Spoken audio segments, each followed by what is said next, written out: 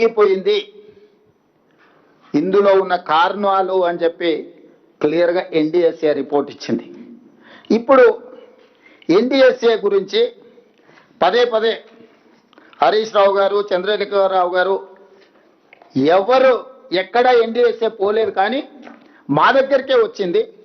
మా దగ్గరికి ఎందుకు వచ్చింది, మా మీదనే ఎందుకు నివేదిక ఇచ్చిందని ఒక వాదన తీసుకొస్తారు. ఇన్ని సంవత్సరాలలో ఎందుకు ఈ ఎన్డీఎస్ఏ ఎక్కడికి వెళ్ళలేదని నేను ఇక్కడ పాత్రికేయ మిత్రులతో కొంత సమాచారాన్ని పంచుకోదలుచుకున్నా.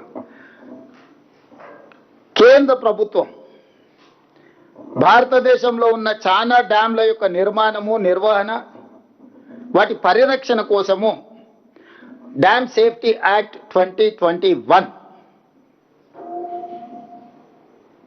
I'm repeating, dam safety act 2021 December 30, 2021 నాడు, అంటే దాదాపుగా 2022 జనవరి అనుకోండి. డిసెంబర్ 30, 2021 అంటే ఆ రోజు పార్లమెంటు ద్వారా చట్టాన్ని చేసింది. ఈ చట్టం యొక్క స్ఫూర్తి ఏంటంటే, ఎక్కడైనా ఈ దేశంలో దేశవ్యాప్తంగా నిర్దేశిత డ్యాంల పర్యవేక్షణ, తనిఖీలు, నిర్వహణ, మరమ్మతులకు ఈ చట్టం సమగ్ర విధానాన్ని రూపొందించింది. భారతదేశంలో ఉండే అన్ని డ్యాంల యొక్క పర్యవేక్షణ, తనిఖీలు, నిర్వహణ, మరమ్మతులకు సంబంధించి చట్టాన్ని చేసింది.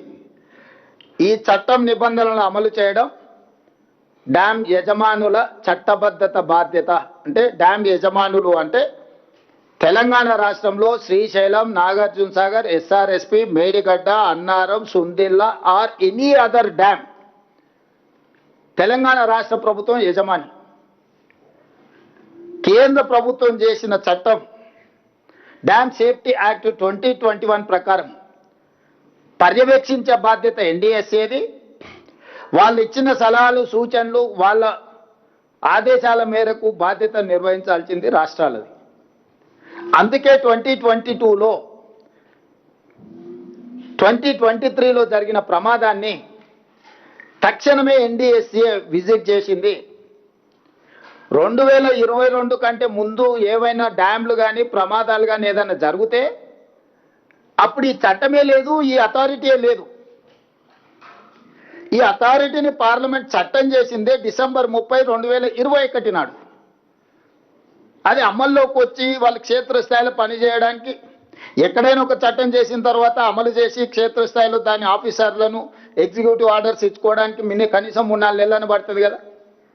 సో 2022 నుంచి పనులు ప్రారంభించి 2023 అక్టోబర్లో తెలంగాణలో జరిగిన మేడిగడ్డ బ్యారేజ్ యొక్క ప్రమాదాన్ని వాళ్ళు తక్షణమే విజిట్ చేశారు. వాళ్ళు విజిట్ చేసి పూర్తిగా దీన్ని పరిశీలించి కొద్ది రోజుల్లోనే ప్రిలిమినరీ రిపోర్ట్ ఇచ్చారు, తర్వాత ఫుల్ రిపోర్ట్ ఇచ్చారు.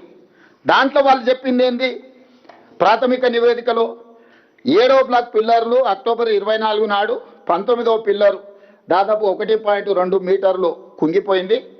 దీనికి ప్రధానమైన కారణం ప్లానింగు, డిజైనింగు, కన్స్ట్రక్షను, మెయింటెనెన్స్ లోపాలు ఉన్నాయి, అందుకే పిల్లర్లు కూలిపోయినాయని. అదేవిధంగా ఈ బ్లాక్ దెబ్బతినడం వల్ల, 7th బ్లాక్ దెబ్బతినడం వల్ల మొత్తం ప్రాజెక్టు మీద ప్రభావం చూపించింది. కాబట్టి బ్యారేజ్లో నీళ్లు నింపడానికి వీలు లేదు, నీళ్లు నింపితే ప్రమాదం అని చెప్పి ఇచ్చారు. వాళ్ళు ఫస్ట్ ప్రాథమిక నివేదిక ఇచ్చారు, తర్వాత ఫైనల్ రిపోర్ట్ ఇచ్చారు.